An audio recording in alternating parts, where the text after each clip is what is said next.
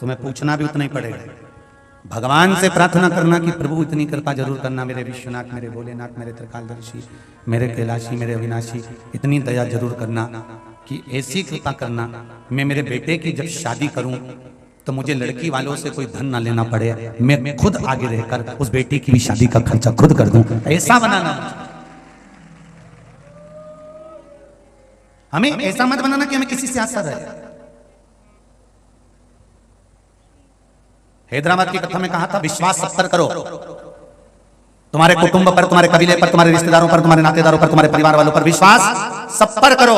और शिव महापुराण की कथा कहती है भरोसा केवल देवाधिदेव महादेव पर करो कि वो मुझे संभाल लेगा। हम विश्वास करने की मना नहीं करते, अगर विश्वास नहीं करोगे, देखो एक सेठ को भी नौकर पर विश्वास करना पड़ता है कि हाँ वो कर रहा होगा, भले वो गलती कर रहा है, तुम जानते हो, सब तुम्हें मालूम है कि तुम्हें ऐसा, फिर भी तुम उसको संभाल कर चल रहे हो। उसका कारण है कि विश्वास कर कर चलना पड़ेगा।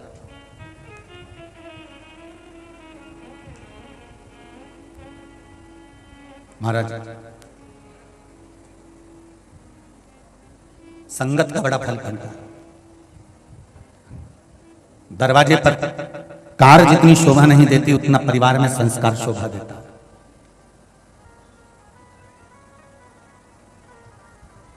एक कौवा उड़ते उड़ते मानसरोवर पर आ गया।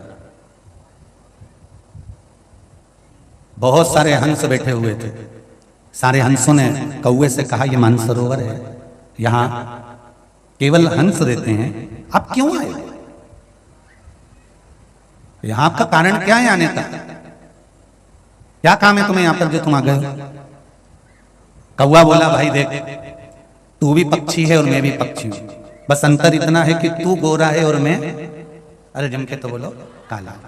अंतर केवल इतना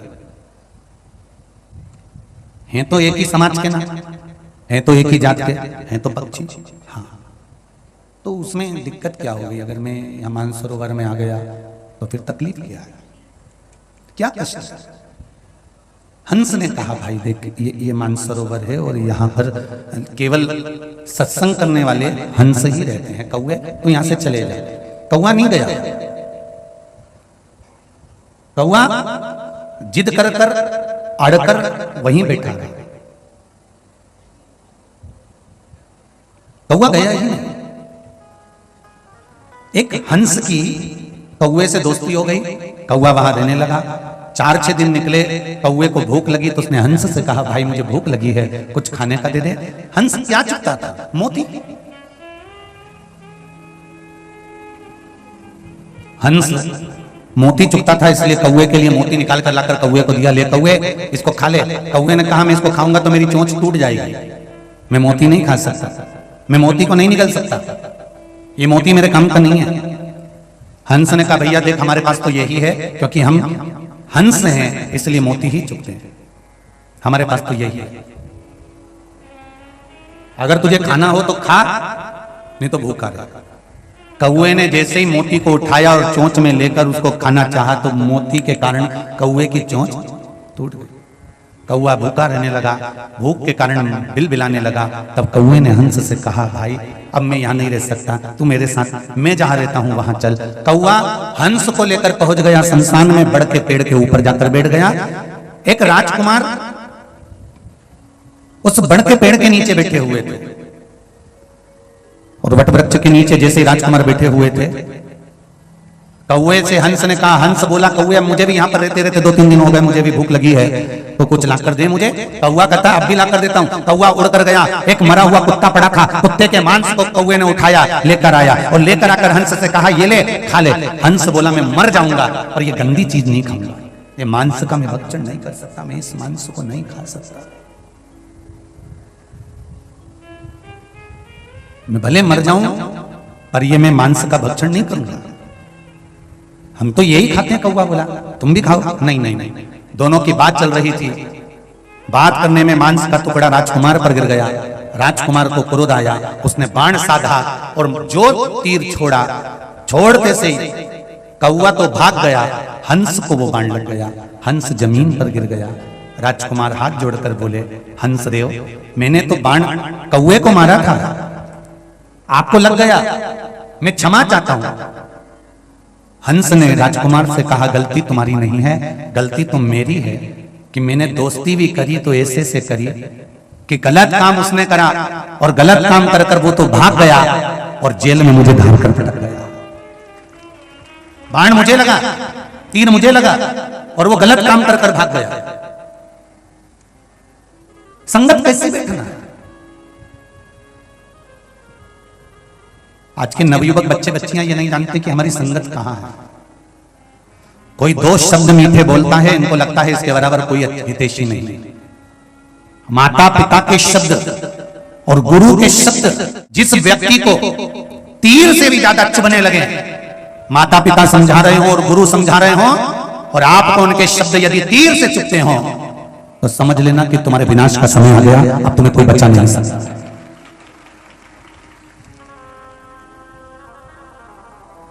जिस बेटे बेटियों को, चाहे राज सत्ताधारी हो, चाहे संसार का कोई भी मनुष्य हो,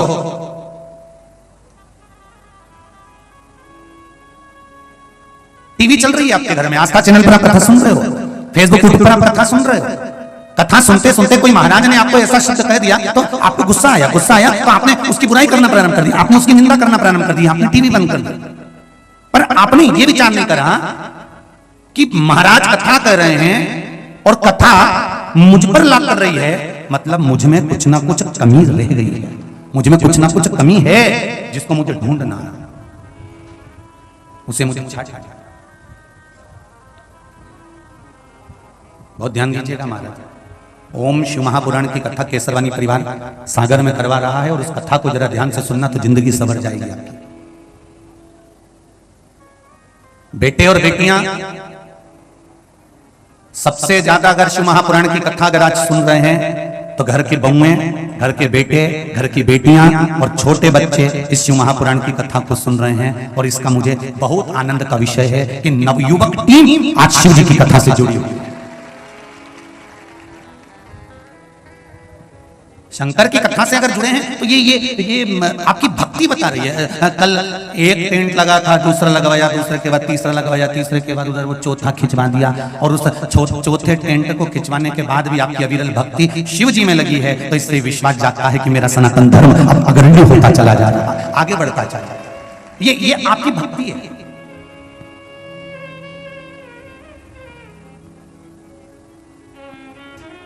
माता पिता के वचन, माता पिता के शब्द और गुरु के शब्द जब आपको तीर जैसे चुभने लगे, वो समझा रहे हैं, आप उनको बुरा समझ रहे हो, वो आपको समझाने का प्रयास कर रहे हैं, आप उनको अपशब्द कह रहे हैं।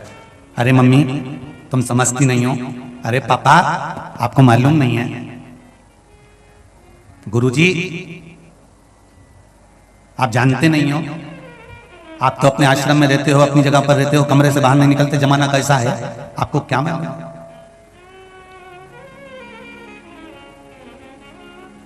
बहुत लोग कहते हैं जमाना बड़ा खराब है, जमाना बड़ा खराब है, इतना खराब जमाना कभी नहीं देखा, इतना खराब जमाना है। हम कहते हैं कब खराब नहीं था वो लाके बता दो। सतयुग में भी अंधकासुर था, सतयुग में भी भस्मासुर था,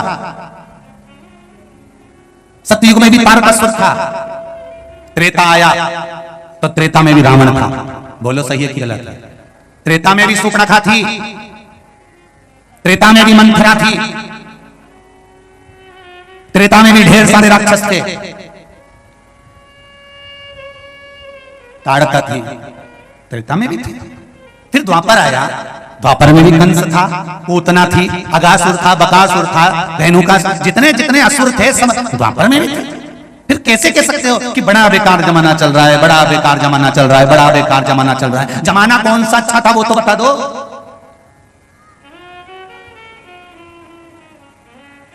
रावण था तो मेरे राम भी थे, कंस था तो मेरे कृष्ण भी थे, और आज के समय में अगर जमाना बेकार है तो मेरा शंकर आज भी विद्यमान है। अच्छा तो देखो, हम पूरी जिंदगी बस यही रोते रहे, जमाना बड़ा बेकार हो गया, बड़ी तकलीफ है, जमाना बड़ा बेकार हो गया, बड़ी तकलीफ है। हम जमाने का रोना रोते रहे, कभी ये विचार करा कि रावण था इसलिए मेरे राम जी को आना पड़ा, कंस था इसलिए मेरे कृष्ण को आना पड़ा, और जमाना आज भी अगर बेकार है तो मेरे महादेव को आना पड़ा। ये सोचना चाहिए कि मेरे शिव क्यों पधारे हैं, मेरे शंकर का आनंद क्यों है, क्यों राम, क्यों कृष्ण, क्यों शिव की भक्ति करना चाहिए।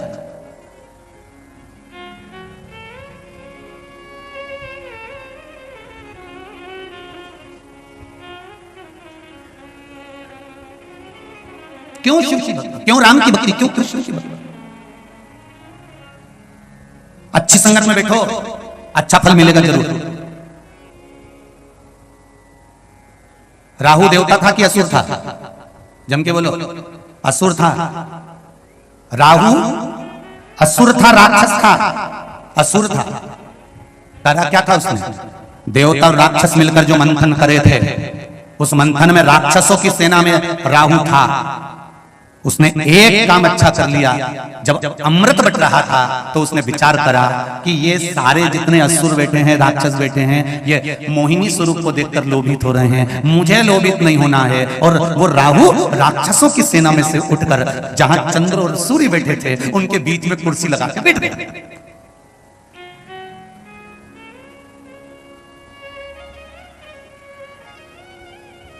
राहु असुर राक्षस जहां चंद्र सूर्य बैठे उनके बीच में जाकर कुर्सी लगाकर बैठ गए और अमृत बटने लगा।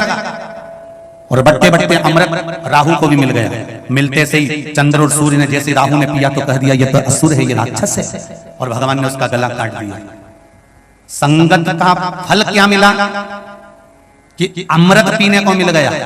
और वो राक्षस राहु, असुर राहु अमृत पीने के कारण, देवताओं के साथ बैठने के कारण नवग्रह देवता की गिनती में आ गया। और आज भी लोग उसे राहु के नाम से पूजने लगे। ये राहु है, ये केतु है, नवग्रह देव बन गया।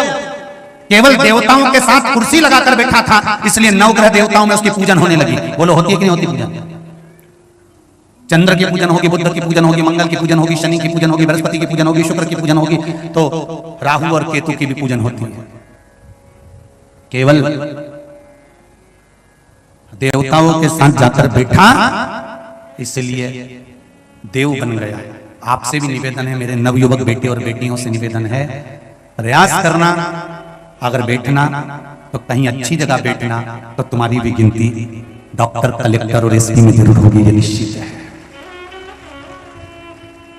मेरे बेटे और बेटियों से निवेदन है, नवयुवक बच्चों से निवेदन है, विद्या अध्ययन करने वाले बच्चों से निवेदन है कि दो शब्द अपनी जिंदगी में उतार कर रखना। एक शब्द ये कि जिस समय पर तुम्हारे माता पिता के शब्द और गुरु के शब्द तुमको तीर जैसे चुभने लगे, समझ लेना कि तुम्हारे विनाश का समय निश्चित हो गया। अगर माता पिता की वाणी तुम्हें बुरी लग रही है, सास ससुर की वाणी तुम्हें बुरी लग रही है, माता पिता के शब्द तुम्हें बुरे लग रहे हैं, और गुरु जिसके पास में तुम जाते हो और गुरु तुमको ज्ञान की बात देता है, अगर गुरु के शब्द बुरे लग रहे हैं तो समझ लेना कि तुम्हारा विनाश का समय आ गया, तुम्हें कोई नहीं बचा सकता, तुम्हारा नाश निश्चित हो गया। और दूसरा शब्द याद रखना कि राहु जैसा राक्षस भी चंद्र और सूर्य के बीच में जाकर बैठ गया था, तो नवग्रह देवता में पूजा गया। राक्षस होने के बाद भी नवग्रह देव बन गया और उसकी पूजन होने लगी। ये दूसरी बात याद रखना कि हमें किसके साथ जाकर बैठना है, हमें किसके पास जाकर बैठना है। दुनिया के लोगों को डिस्को करने वाले ज्यादा पसंद आएंगे, फैशन करने वाले ज्यादा पसंद आएंगे, और जो छोटे मोटे कपड़े पहनते हैं फटेले मटेले वो बड़े पसंद आएंगे। और दुनिया के लोगों को वो कभी पसंद नहीं आएंगे जो रोज सुंदरकांड के पाठ में जाता हो, मंदिर जाता हो, पूजन करता हो, लोटा भर के जल चढ़ाता हो, भगवान की भक्ति करता हो। दुनिया के लोगों को पसंद नहीं आते, इनको तो लोग ढोंगी समझते हैं। अरे ये तो फालतू का ढोंग करे, चंदन लगा लिया, शंकर जी के मंदिर चले गया, कहीं डमरू बजाए, कहीं मंजीरा बजाए, कहीं झांझ बजाए, कहीं सुंदरकांड में जाके बैठ जाए, क्या होगा ऐसे करने से?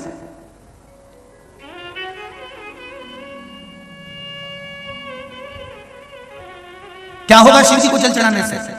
क्या होगा शंकर भगवान को एक लोटा पानी चढ़ाने से? क्या होगा शंकर भगवान को बेलपत्र चढ़ाने से? क्या होगा शिव जी की स्तुति करने से? क्या होगा सुंदरकांड का पाठ करने से?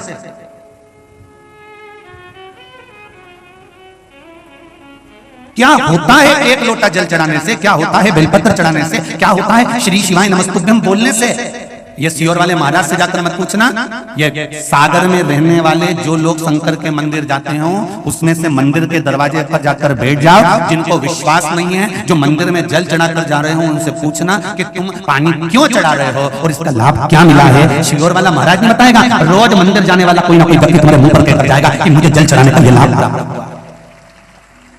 ये पत्र तो बहुत, ये प्रमाण के लिए ये पत्र तो बहुता है, बहुता अति, पर इससे भी ज्यादा प्रमाण है जो शिव पर जल चढ़ा रहे हैं, जो शंकर का अनुमोदन कर रहे हैं, जो शिव की स्तुति कर रहे हैं, वो उसमें एक पत्र में बड़ी विशेष बात लिखी है, जरा ध्यान दीजिएगा, देखिए।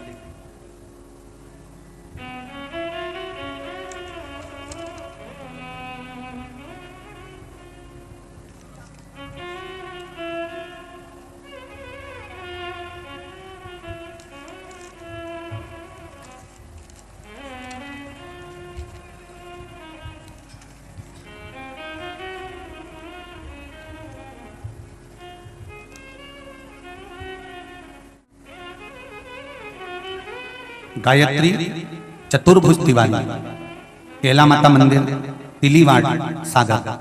कहीं बैठे हो तो हाथ हिलाइए। अच्छा पीछे हैं क्या? श्री शिवाय नमस्तुभ्यम, दोनों हाथ हिला दो दीदी। हर हर महादेव। आपने लिखा है महाराज जी, मैं गायत्री चतुर्भुज तिवारी, केला माता मंदिर, तिलीवाड़, सागर से आई हूँ। मेरे नंदोई श्री दामोदर प्रसाद तिवारी दम्मू महाराज, जो कि 95 वर्ष के हैं। कितने वर्ष के हैं? ये पत्र में उन्होंने स्केच पेन से शाही से निशान भी बनाया है, जो 95 वर्ष के हैं। उनको 50 वर्ष से हर्निया की बीमारी थी। कितने साल से थी? ध्यान से सुना, एक लोटा पानी का क्या फल होता है?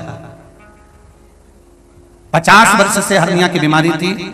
और एक बात और समझ लीजिए, सागर में हम पहली बार शिव महापुराण की कथा करने के लिए आए हैं। कभी सागर को हम क्रॉस कर इधर गए भी नहीं है। ना तो हम आपको जानते हैं, ना आप हमको जानते हैं। केवल टीवी के माध्यम से कोई उपाय करा और उसका जो फल मिला है, ये पत्र निश्चित कर रहा है। 50 वर्ष से हर्निया की बीमारी थी, परंतु ऑपरेशन नहीं कराया था। दिनांक 27/5/2022 को अचानक रात में पेट में बाथरूम में बहुत दर्द हुआ। डॉक्टर को दिखाया तो डॉक्टर ने दोनों तरफ हर्निया का ऑपरेशन एवं बाथरूम का ऑपरेशन करने का बताया। डॉक्टर ने 3 ऑपरेशन करवाना बताया। कहा जल्दी से जल्दी ऑपरेशन कराना होगा। 31/5/2022 को उनको मेडिकल कॉलेज सागर में ऑपरेशन के लिए भर्ती कर दिया। और उनकी बहू शिवजी को जल चढ़ाकर उनका जल उनको देती रही। दांत नहीं होने के कारण बेलपत्र नहीं दे सके। 4-5 दिन तक जल पीने के बाद उनकी समस्या ठीक हो गई। 6 जून 2022 को उनका ऑपरेशन होना था, तो 2 जून से मेडिकल कॉलेज की ओटीपी से बंद कर दिया गया और वहां कहने लगे मुझे कोई समस्या नहीं है। 3 जून को उनको हॉस्पिटल से छुट्टी करा दी और डॉक्टर ने कह दिया अब इनको ऑपरेशन की जरूरत नहीं है। ये पत्र है। 95 वर्ष की उम्र, बैठो दीदी बैठो, श्री शिवाय नमस्ते। 95 वर्ष की उम्र, 50 साल से हर्निया। अब कौन सा सियोर वाला महाराज इनको बबूत देने आया था कि कोई बेल बांध गया? सारी समस्या का हल एक लोटा जल, और वो दिल से चढ़ा होना चाहिए, विश्वास से चढ़ा होना चाहिए। दिखावे से कुछ नहीं होता। मेरे शंकर को दिखावा नहीं आता। शिव मंदिर जाना तो दिखावा करने मत जाना, दिल से रिझाना। एक पत्र और देखिए,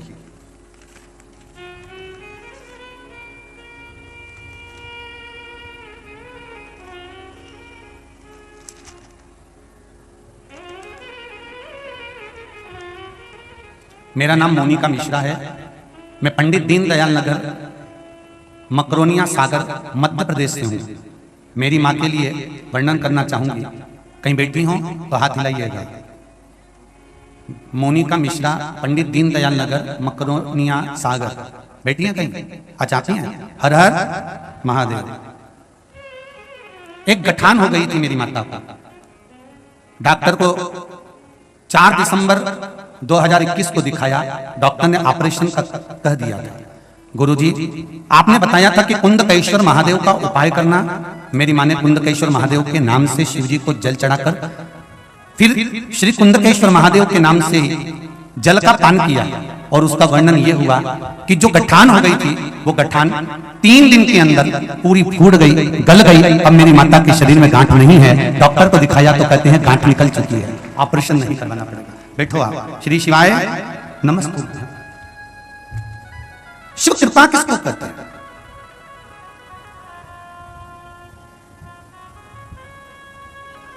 मंदिर जाओ आप, खूब प्रेम से जाओ। बाकी की जगह पर जाओ ना तो भले दिखावा कर लेना, पर मेरे शंकर के दरवाजे पर जाना तो दिखावा मत करना। दिखावे की जरूरत नहीं है शिव महापुराण में। शंकर के मंदिर में दिखावे की जरूरत नहीं है, वहां तो दिल लेकर जाना। मैंने तेरे ही भरोसे ओ बाबा, तेरे ही भरोसे हवा बिच उड़ती जावांगी, बाबा डोर हथो छठी नाम कटी जाऊंगी। शिव के द्वार पर केवल विश्वास लेकर जाइए, भरोसा लेकर जाइए। जब विश्वास और भरोसा लेकर जाओगे तो ये निश्चित है कि बाबा सुनेगा जरूर, सुने। जितने भी इस शिव महापुराण कथा को पंडाल में बैठकर सुन रहे हो, चाहे आस्था चैनल पर सुन रहे हो, चाहे फेसबुक यूट्यूब पर सुन रहे हो, एक बार दिल से बाबा से कहकर इस कथा का रसतत्व ग्रहण करो। दिल से कहकर बाबा से विनती करो कि बाबा, मैंने बहुत सुना है कि शिव महापुराण की कथा सुनो तो कार्य सफल होता है। बस मेरे मन का मनोरथ ये है, इसको पूर्ण करना। उससे कहो,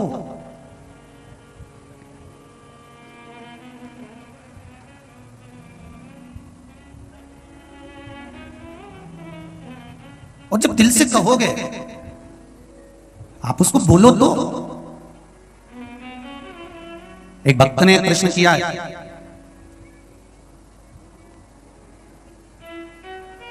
कि हमारे गुरुजी कहते हैं, एक भक्त कह रहा है व्हाट्सएप पर, ऑफिस में मैसेज गया होगा तो वहां से आशीष जी के पास में पत्र आया, तो उसमें उस मैसेज में लिखा है कि हमने जिन गुरुजी से गुरु दीक्षा ली है, गुरु मंत्र लिया है, वो गुरुजी कहते हैं कि भगवान से कभी कुछ नहीं मांगना चाहिए।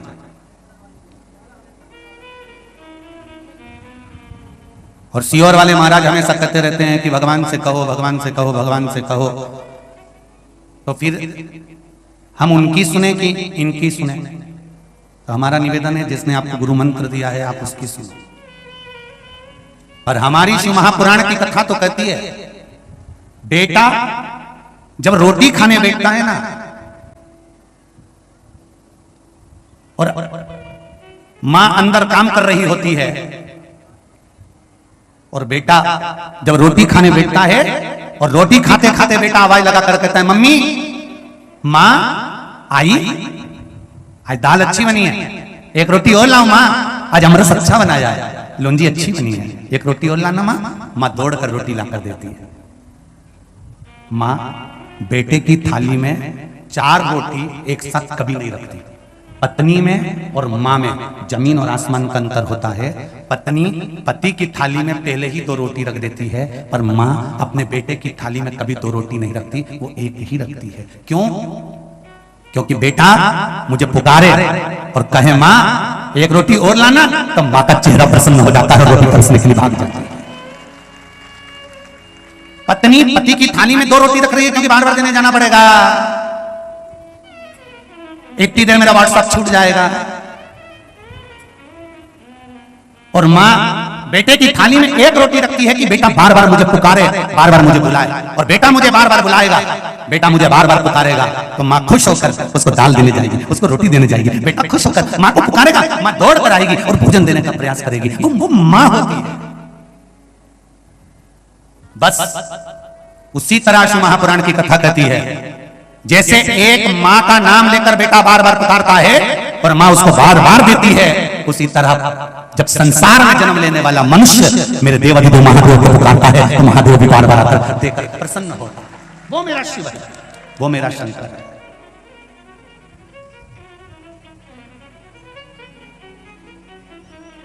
फिर उसने एक प्रश्न और किया,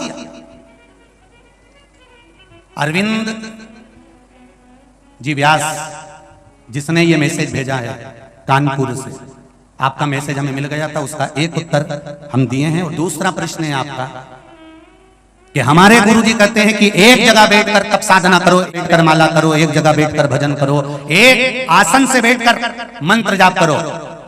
और सियोर वाले महाराज कहते हैं चलते फिरते भगवान का भजन करो, स्मरण करो। तो हम किसके कहने पर चले? अरविंद जी व्यास कानपुर वालों से निवेदन है, आपके गुरु जी ने जो कहा है आप उनके अनुसार चलो। और शिव महापुराण की कथा कहती है कि एक माँ के दो पुत्र, एक 13 साल का है, एक 4 साल का है, दोनों को भूख लग रही है। दोनों ने कहा माँ भूख लगी है। 13 साल के बेटे को माँ ने थाली में रोटी लगाकर, सब्जी रखकर, अचार रखकर दे दिया। 4 साल के बेटे को माँ ने थाली में भोजन नहीं दिया है। 4 साल के बेटे को माँ ने रोटी में घी लगाया, नमक लगाया, रोल बनाया, फिंगर बनाया, गुट्टा बनाकर उसके हाथ में पकड़ा दिया। 4 साल का बेटा माँ का पल्लू पकड़कर माँ के पीछे पीछे जा रहा है, रोटी खाते जा रहा है। 13 साल का बेटा एक जगह पर बैठकर, एक आसन पर बैठकर रोटी खा रहा है।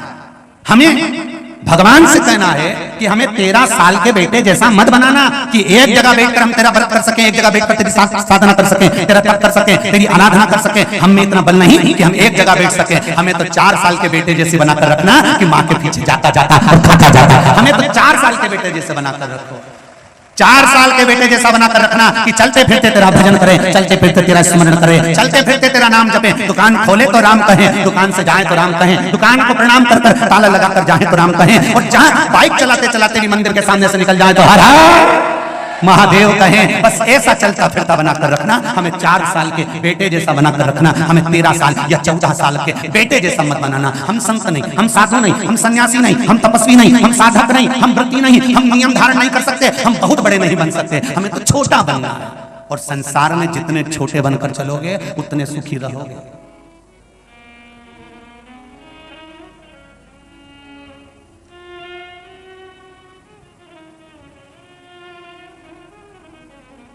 जो ज्यादा बड़ा बन जाता है वो ज्यादा कमाता है। वो ज्यादा कमाता है तो अपनी कमाई परिवार में कम लगाकर नौकर चाकर में ज्यादा लगाता है। जो कम कमाता है अपने लिए कमाता है, अपने परिवार के लिए कमाता है और सुखी जीवन के लिए कमाता है। छोटे बनकर रहने में जिंदगी का सबसे बड़ा सुख है, बड़े बनकर नहीं। जिसके घर में 2 बहुएं हों, बड़ी और छोटी, उनको खुद देख लेना तुम।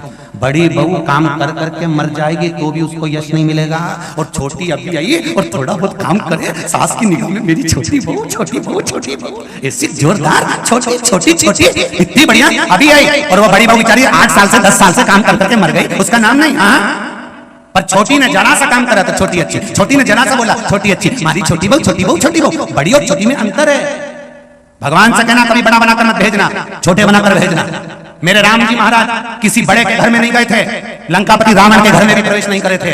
मेरे राम जी महाराज गए थे तो शबरी के घर में गए थे, शबरी के घर पहुंचे थे। छोटा बनकर रखना, भगवान से कहना बड़ा नहीं चाहिए। बड़ी बहू थोड़ी सी गलती कर देती है तो सास कह देती है देख के चलना नहीं आता, और छोटी जरा सी गलती करती है तो सास कहती है अभी आई है, नहीं नहीं है, सीख रही है।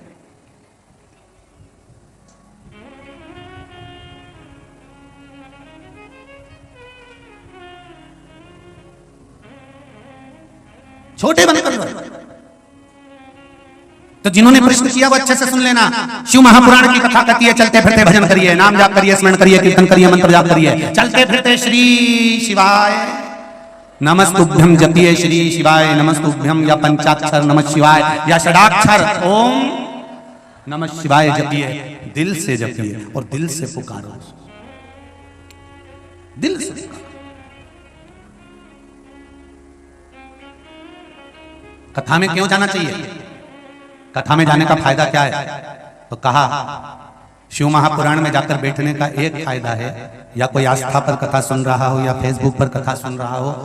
हमने कई बार कथा वाचते वाचते बीच में भी कहा कि आपके घर में टीवी चल रही हो और शिव महापुराण की कथा चल रही हो तो वॉल्यूम की आवाज थोड़ी तेज कर लिया करो। घर के लोग भले सो रहे हों पर तुम्हारी टीवी की आवाज, कथा की आवाज किसी जाते और आते व्यक्ति के भी कान में पड़ जाएगी तो उसकी जिंदगी सुधर जाएगी। थोड़ी सी वॉल्यूम बढ़ा लिया कर। और घर की बहुएं, घर के बच्चे कहेंगे मम्मी बेहरी हो गई क्या, इतनी तेज चला रही है? अरे बेटा सुनाई नहीं दे मामा करूं। एक प्रसंग आता है, एक व्यक्ति कथा में सबसे आगे आके बैठ जाता था और खूब मुस्कुराता था, खूब प्रेम से, और यूं भी करता था। फिर जो कथा करने वाले महाराज जी थे वो उसको देख के बड़ी प्रसन्न होकर कथा बाचे जा रहे, बाचे जा रहे, बाचे जा रहे, बाचे जा रहे। 5 बजे कथा छूटने वाली थी, 5:30 बजे वो तो बाचे जा रहे, कथा खूब प्रेम से बाचे। अब 5 बजे की कथा 5:30 बजा दी तो गांव के लोगों ने कहा महाराज जी आप कथा कह रहे थे, आज तो इतना आनंद आया कथा कहने में, और आगे आगे भैया बैठा था, दादा लगभग 70 साल का था, बेचारा इतने से कथा सुन रहा था, इतने में गांव के लोगों ने कहा वो क्या कथा सुन रहा होगा, वो तो बेहरा था, उसके तो कान ही नहीं थे।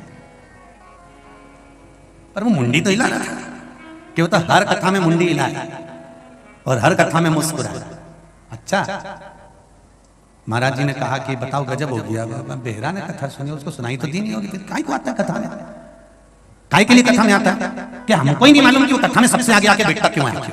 महाराज जी ने कहा उसको पकड़ के लाओ जाओ। और वो बहरे व्यक्ति को पकड़ कर ले गए। महाराज जी ने पूछा,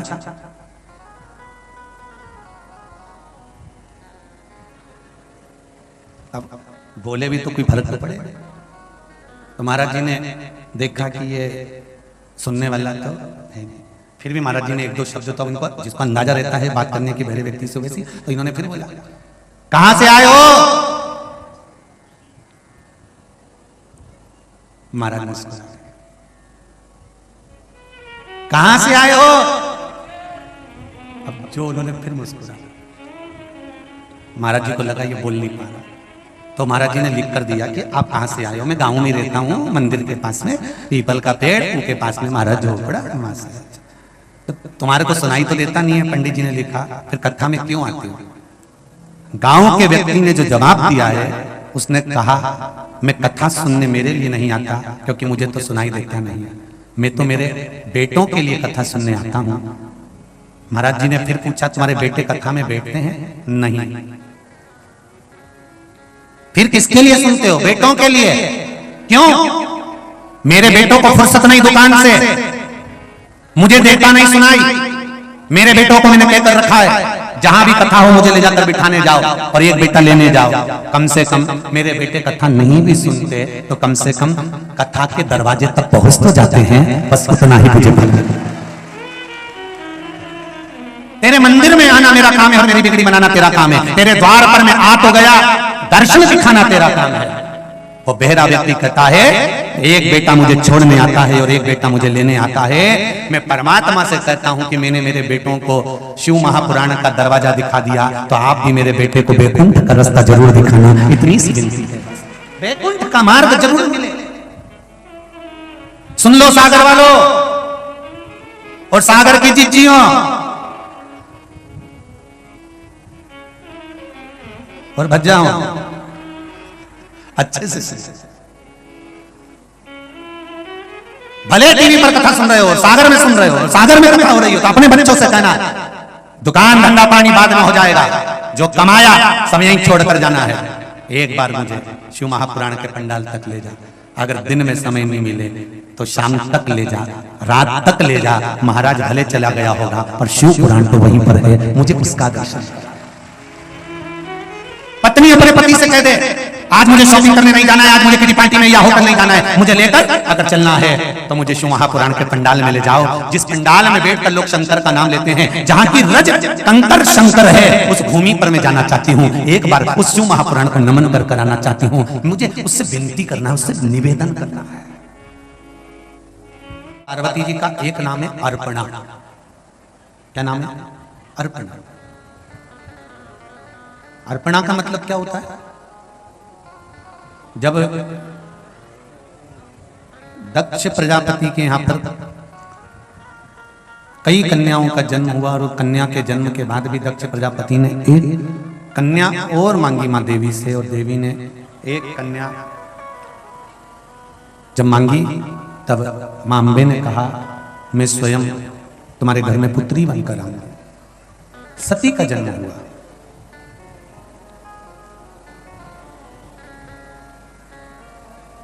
सती मैया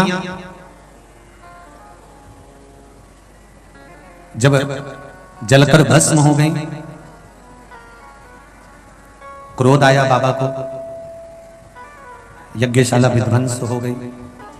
जो सती माता जलकर भस्म हुई थी वही हिमालय राज के घर में मीनावती के यहां पार्वती बनकर जन्मी। देवऋषि नारद ने वर्णन किया कि इनका जो पति होगा वो भस्मी रमाने वाला, जटाजूट बांधने वाला, मृगछाला पहनने वाला, बागंबर धारण करने वाला। अब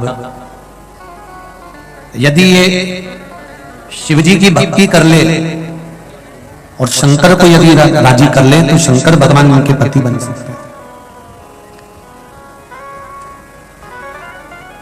शिव इनके पति है, भगवान शंकर इनके पति बन जाए। पर शिव को पति बनाना कोई साधारण बात नहीं है। दुनिया के लोगों को प्रसन्न करना और उनको प्रसन्न कर कर अपना कोई काम करा लेना एक अलग बात है। पर परमात्मा को एक बार प्रसन्न कर लिया और प्रसन्न करने के बाद उस परमात्मा से कुछ ले लिया तो फिर दुनिया के लोग प्रसन्न होकर आपको कुछ देंगे तो वो 50 बार कहकर बता देंगे, पर मेरा देव अधिदेव महादेव जब प्रसन्न होकर कुछ देता है तो वो किसी से नहीं कहता, वो देकर जरूर जाता है। शंकर देकर कभी नहीं कहते कि मैंने दिया,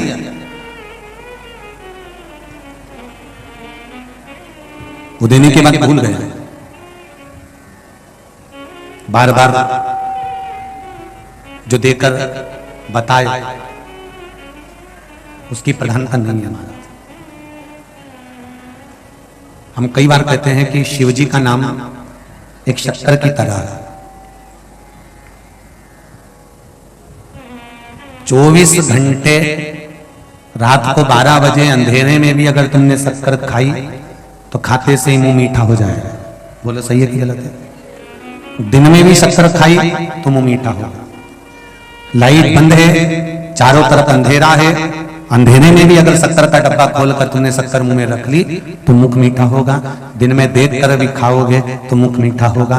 उसी तरह शक्कर चाहे अंधेरे में खाओ चाहे उजेले में खाओ, मुख मीठा करती है। उसी तरह शिव महापुराण की कथा शंकर का नाम चाहे कभी भी लो तो जीवन में कल्याण ही करती है।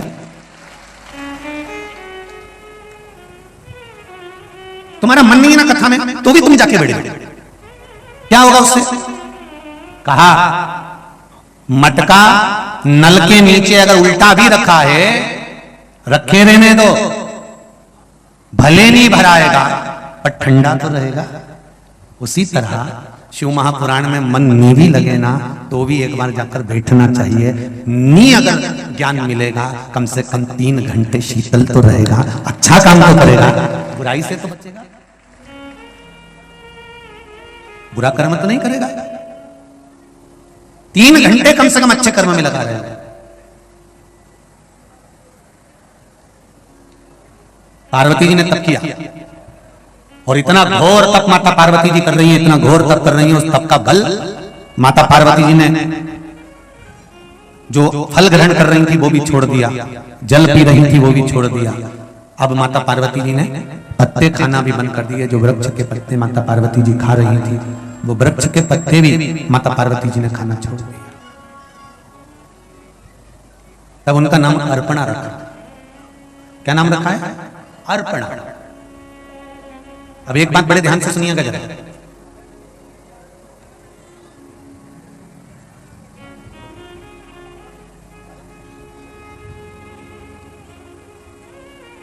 एक बार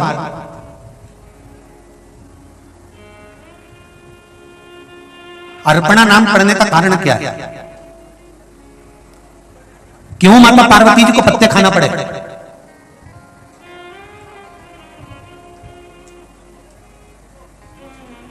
भाई शंकर भगवान के सिर पर गंगा जी है तो शंकर भगवान के सिर पर गंगा जी है मतलब कुछ ना कुछ तो बात है, इसलिए शिव सिर पर गंगा है।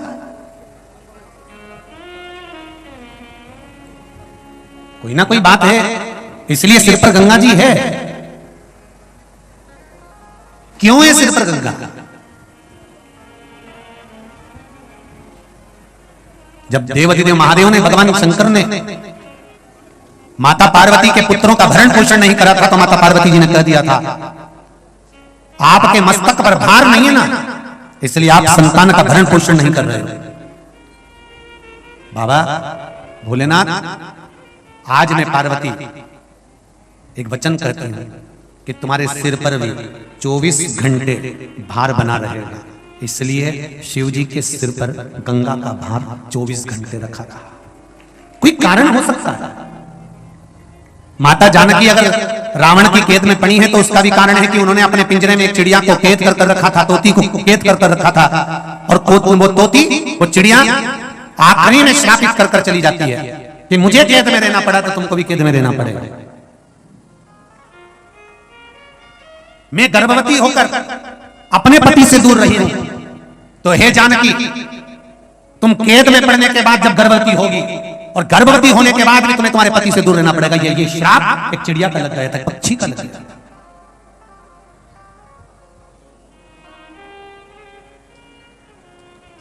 एक प्रश्न किसी ने करा है, उस प्रश्न में किसी ने पूछा है कि हमने सुना है कि गर्भवती नारी, हम अगर मंदिर जाते हैं शिव जी के तो गर्भवती नारी शिव जी के मंदिर ना जाए, ऐसा किसी ने बता दिया। तो क्या गर्भवती नारी शंकर का आराधना नहीं कर सकती है?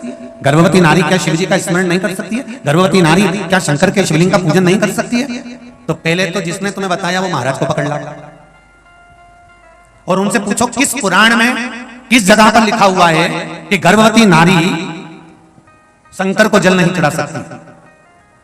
किस पुराण में किस जगह लिखा है कि शंकर भगवान की आराधना गर्भवती नारी नहीं कर सकती? कौन सी पुराण है? क्योंकि शिव महापुराण की कथा तो ये कहती है कि आप अपने जीवन काल में प्रतिदिन और अगर किसी को कथा सुनना हो कि गर्भवती नारी शिव की आराधना करती है, करती कि नहीं करती, तो उसके लिए कृष्णेश्वर महादेव की कथा पढ़ना। कौन से महादेव की? 12 ज्योतिर्लिंग में एक ज्योतिर्लिंग है कृष्णेश्वर महादेव,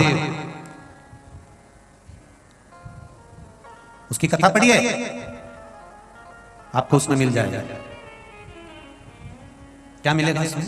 कि घूष्मा का गर्व था,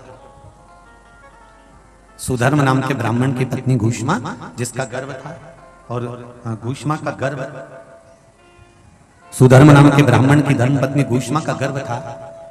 और घूष्मा से पहले सुधर्म की एक धर्म पत्नी और थी जिसका नाम था सुदेहा। सुदेहा के यहां संतान नहीं हुई।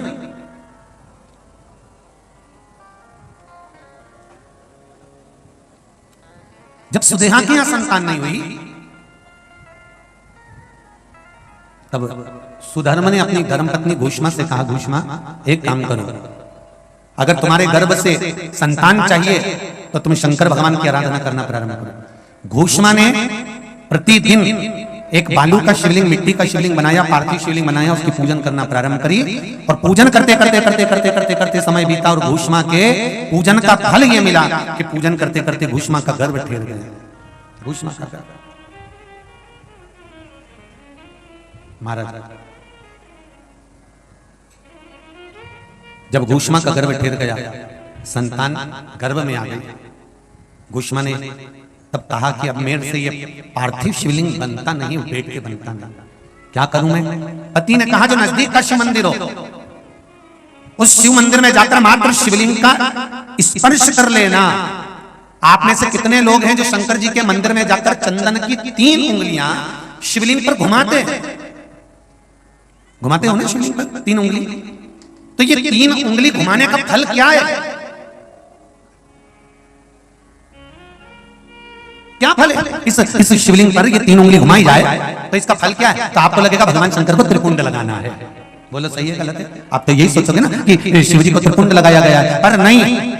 शिव महापुराण की कथा कहती है, ओम शिव महापुराण की कथा ये सागर में जो चल रही है, इसमें आप अगर विद्धेश्वर संहिता को या पार्वती खंड को निकालोगे या आप स्कंद पुराण का या लिंग पुराण की कथा को उठाकर देखोगे तो उसमें वर्णन आता है जब कोई पुरुष, नारी या बच्चा अगर चंदन लेकर गया है, अष्टगंध लेकर गया है, या जल चढ़ाने के बाद चंदन भी नहीं है, अष्टगंध भी नहीं है, लाल चंदन भी नहीं है, और मात्र उंगली से 3 लाइन खींचता है, उसका मतलब त्रिपुंड लगाना नहीं होता। उसका मतलब होता है कि उसने एक पार्थिव शिवलिंग का निर्माण कर पूजन कर ली है। यह फल प्राप्त,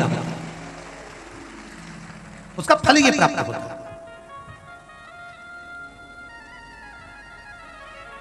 अब आप तो अभी तक सोचते थे कि हमने तो चंदन लगा दिया है, हम तो भगवान को चंदन की लाइन खींच कर, हम भगवान को त्रिपुंड बना कर आए। त्रिपुंड नहीं, भगवान शंकर को आपने त्रिपुंड लगाया वो अपनी जगह पर है, पर भगवान शंकर को जो आपने 3 लाइन खींची है, हाथ का जो स्पर्श कर कर घुमाया है, इससे पार्थिव शिवलिंग के निर्माण का फल प्राप्त हो जाता है।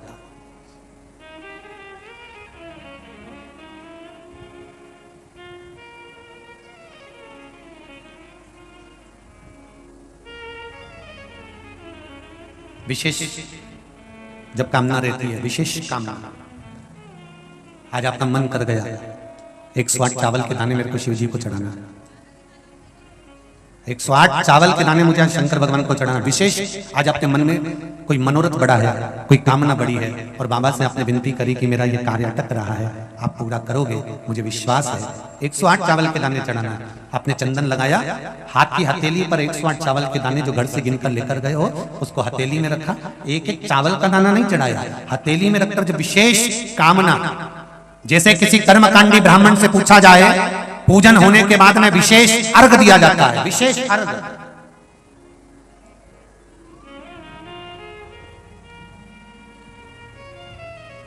उसी तरह विशेष कामना के लिए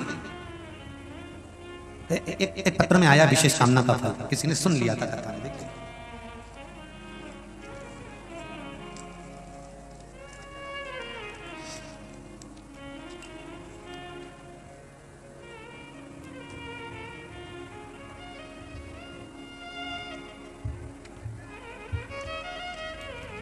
शादी की पत्रिका भी भेजी, तुम इतने सारे मत चले जाना हो। गुरुजी शिव महापुराण की कथा 4 महीने से टीवी पर सुन रही हूं। मेरे छोटे भाई की शादी 5-6 साल से नहीं हो पा रही थी, तब आपने कथा में पशुपति व्रत के बारे में बताया था, अक्षत की पूर्णता के बारे में बताया था। मैंने मेरे भाई के लिए करा और बाबा की कृपा से मेरे भाई की शादी 26 जून की है। मैं शिव बाबा को पत्रिका देने के लिए आया, निमंत्रण पत्र भी ऐसे, पत्रिका भी साथ। विशेष अर्घ की महत्वता जैसे है उसी तरह अक्षत की महत्वता विशेष।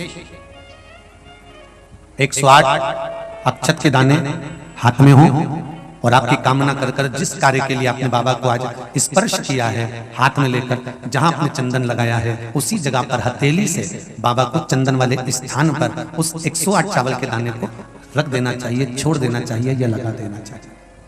विशेष अर्घ का महत्व किसी कर्मकांडी ब्राह्मण से अवश्य पूछना कि उसका फल क्या होगा। विशेष अक्षत का महत्व शिव महापुराण की कथा का विशेष। अब आपका समर्पण, आप जो देवाधिदेव महादेव को समर्पण कर रहे हो, भगवान शंकर की आराधना कर रहे हो, भगवान शिव की स्तुति कर रहे हो, भगवान शंकर के स्मरण में लगे हुए हो, उसका एक महत्व, उसका एक सुख शिव पुराण कर रही है। शंभो शरणे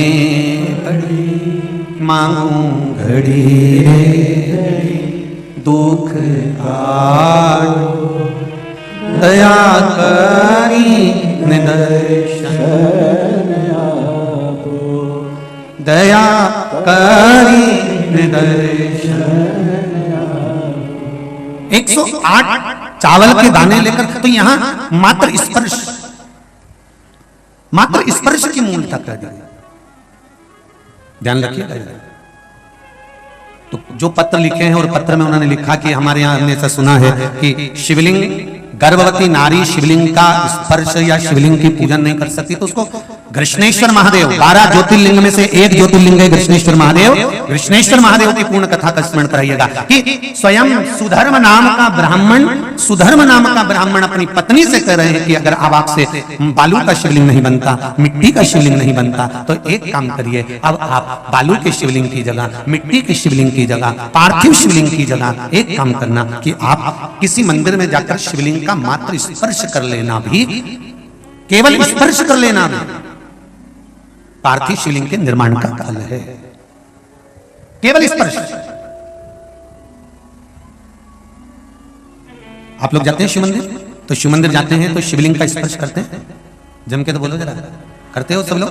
तो शिवलिंग का मात्र स्पर्श, केवल छूना नहीं है। स्पर्श का मतलब होता है शंकर भगवान को आप चंदन ले गए हो कि नहीं ले गए हो, अष्टगंध ले गए हो कि नहीं ले गए हो, पर ये तो मुझे विश्वास है कि 1 लोटा जल लेकर जरूर जाते हो। जल चढ़ाने के बाद भी अगर आप 3 उंगलियां शिवलिंग पर अगर मात्र घुमा देते हो तो समझ लो कि आप प्रतिदिन पार्थिव शिवलिंग का निर्माण कर रहे हो और शिवलिंग की पूजन कर रहे हो।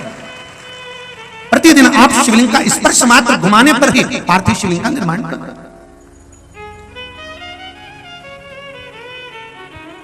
अब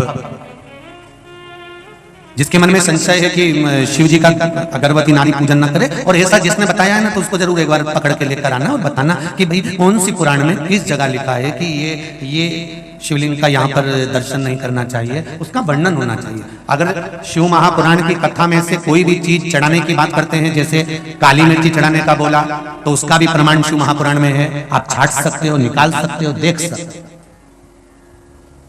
गेहूं के दाने का प्रमाण शिव महापुराण में है, अरहर की दाल का प्रमाण शिव महापुराण में है, दुर्वा के जल का प्रमाण शिव महापुराण में है, डाब के प्रमाण शिव महापुराण में है, चावल का प्रमाण शिव महापुराण में है। कौन कौन सी चीजों से भगवान शंकर के शिवलिंग का निर्माण होता है, यहां तक वर्णन करा गया कि भस्म से निर्मित शिवलिंग का भी पूजन हमारे यहां शिव महापुराण में वर्णन है।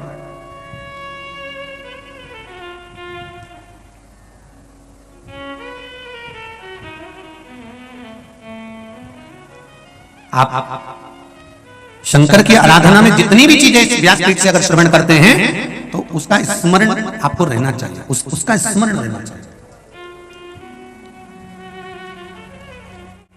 महाराज,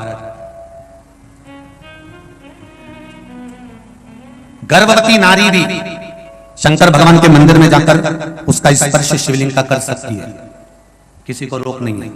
उसका फल क्या मिलता है वो भी स्मरण कर लीजिए।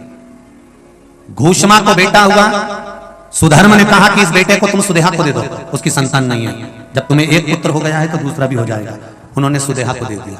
सुदेहा ने पाल पोस कर बेटे को बड़ा कर लिया, उसकी शादी कर दी, घर में बहू आ गई। बहू को मालूम पड़ा कि मेरी असली सास तो घूषमा है, ये सुदेहा मेरी असली सास नहीं है। क्रोध आ गया, उसने सास को पूछना बंद कर दिया, सुदेहा को गुस्से में आ गई सास। सुदेहा ने मन में सोचा कि बेटा ही नहीं रहेगा तो बहू किस काम की रहेगी। बहू गई थी मायके, सुदेहा ने अपने बेटे के टुकड़े टुकड़े कर कपड़े में बांध कर तालाब में फेंक दी। आप देखिए, गर्भवती नारी अगर शंकर का स्मरण करती है, पूजन करती है, तो उसके बालक पर कितना फल मिलता है, ये शिव महापुराण की कथा कहती है। तो जिसने आपको कहा कि गर्भवती नारी को शिव जी का स्पर्श नहीं करना चाहिए, उसको ये पूरी कथा सुनाओ कृष्णेश्वर महादेव। बेटे के टुकड़े कर कपड़े में बांध कर तालाब में फेंक दिया। घूषमा शिवजी के शिवलिंग का निर्माण करती थी और पार्थिव शिवलिंग का पूजन कर कर शंकर भगवान का विसर्जन करने जाती थी। आज घूषमा के मन में आ गया, मेरे बाबा शंभु, हे भोलेनाथ, त्रिकालदर्शी, कैलाशी, अविनाशी प्रभु, बेटे को बहुत दिनों से नहीं देखा, जिस बेटे को गर्भ में रखा था और आपकी पूजन करी थी, मेरा बेटा वो नजर नहीं आ रहा।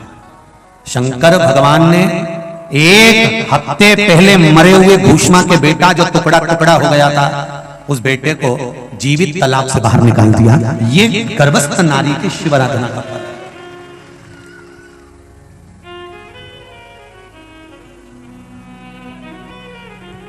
फिर कहेंगे शक्कर रात को खाओ तो भी मीठी लगेगी, दिन में खाओ तो भी मीठी लगेगी। शिव नाम, शिव महापुराण की कथा आपकी मर्जी पड़े तब श्रवण करो। शंकर के मंदिर में जब तुम्हारा मन पड़े तब जाओ। हाँ, आजकल ब्राह्मण देवताओं ने थोड़ा सा नियम बना दिया कि इतनी बजे तक जल चढ़ाएंगे, इसके बाद नहीं चढ़ाएंगे। पर मेरे शंकर भगवान का पहले मंदिर में कोई कपाट नहीं होता था। शिव जी का जो मंदिर होता था उसमें दरवाजे का कोई काम नहीं होता था। मेरा शंकर तो अड़भंग है, उसके दरवाजे पर कपाट नहीं है, उसके मन में कपट नहीं है और उसके भक्त के मन में झंझट नहीं है। ऐसा मेरा शिव का भक्त। शिव के मंदिर में कपाट की जरूरत जब तुम्हारी मर्जी पड़ जाए, सवेरे फुर्सत मिल जाए सवेरे लोटा भर के चले जाओ, दिन में फुर्सत मिल जाए दिन में पहुंच जाओ। पर अब थोड़ा सा लोगों ने नियम बना दिया कि हम अब 12 बजे के बाद जल नहीं चढ़ाने देंगे, या इतनी बजे जल नहीं चढ़ाने देंगे, या प्रदोष के समय पर हम जल नहीं चढ़ाने। या तो शास्त्र कह रहा है, शिव महापुराण की कथा कर रही है कि माँ और बाप का जो कमरा होता है वो बच्चों के लिए कभी बंद नहीं होता, कभी भी उसके लिए बंद नहीं किया जाता। शंकर कौन है? पिता। पार्वती कौन है? माँ। तुम्हारे घर में भी माँ बाप होंगे, जिस कमरे में माता पिता सोते हैं ना, उस कमरे में दरवाजा लगाने की जरूरत नहीं पड़ती। बच्चे तुम सो क्यों?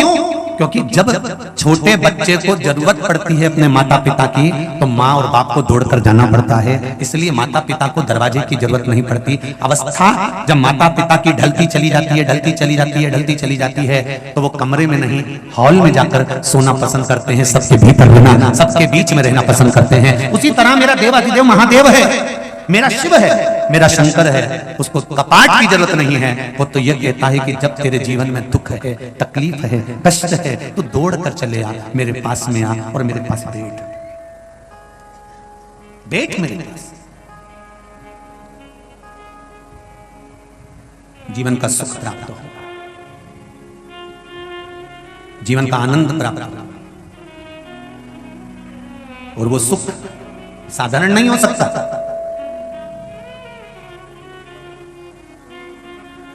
मेरे भोले तेरी नौकरी सबसे बढ़िया है, सबसे खरी। भोले बाबा तेरी चाकरी सबसे बढ़िया है, सबसे खरी। मेरी किस्मत का जब गुल खिला, तब जाकर के ये दर मिला। मेरी किस्मत का जब गुल खिला, जाकर के दर मिला। मिल गई मुझको चौखट तेरी सबसे बढ़िया है, सबसे करीब। भोले बाबा तेरी नौकरी सबसे बढ़िया है, सबसे करीब। माता पार्वती का नाम अर्पणा रखा। अर्पणा रखने का कारण केवल इतना है कि उनको पत्ते खाना पड़ा। क्यों? एक बार बाबा भोलेनाथ अघोरी बन गए। अघोरी मतलब भस्म रमाई, जटा बांधी, शरीर पर काले वस्त्र धारण कर लिए, एक स्थान पर जाकर मेरे भोलेनाथ जी लेट गए। इंद्र जा रहे थे। इंद्र को अभिमान बहुत था और इंद्र का अभिमान इतना बढ़ चुका था कि इंद्र किसी को पूछ नहीं रहा था। जाते जाते इंद्र बीच में अघोरी बाबा को देखा और देखते से इंद्र ने अघोरी को देखकर कहा, ए बाबा हटो यहां से, रास्ता छोड़िए हमको जाने के लिए। शंकर भगवान अघोरी का रूप रखकर बैठे थे और बैठे बैठे बैठे बैठे बैठे बैठे राम नाम का स्मरण कर रहे थे। हटे नहीं। इंद्र को क्रोध आया। क्रोध आकर वज्र उठाया और वज्र उठाकर भगवान शंकर को मारने के लिए जैसे हाथ आगे बढ़ाया, शंकर भगवान को क्रोध आया, तीसरा नेत्र खुल गया। जैसे ही तीसरा नेत्र खुला, इंद्र पहचान गया ये तो भोलेनाथ जी हैं। तुरंत इंद्र स्थान छोड़कर भागे। भगवान शंकर का क्रोध पीछे पीछे जाने लगा और इंद्र आगे आगे भागने लगे। भागते भागते भागते भागते भागते भागते इंद्र देवलोक में जब पहुंच गए, पहुंचने के बाद वहां पर बृहस्पति महाराज मिले। बृहस्पति महाराज ने पूछा, इंद्र कहां भाग रहे, तुम कहां भाग रहे हो इंद्र? इंद्र कहते हैं बृहस्पति महाराज से, महाराज गुरुदेव शंकर भगवान का क्रोध आ रहा है और वो क्रोध मुझे मार देगा। बृहस्पति महाराज ने आकर भगवान शंकर के क्रोध को रोका, रोक कर कहा, प्रभु ये इंद्र है, थोड़ा सा अहंकार आ गया था, आप इसको क्षमा कर दीजिए। शिव जी ने क्षमा करा। इस क्रोध का मैं क्या करूं ये बता, इस क्रोध को मैं क्या करूं? बृहस्पति महाराज ने कहा, इस क्रोध को मैं समुद्र में फेंक देता हूं। भगवान शंकर के क्रोध को ले जाकर समुद्र में फेंक दिया, जिससे एक बालक ने जन्म लिया जिसका नाम जलंधर हो गया।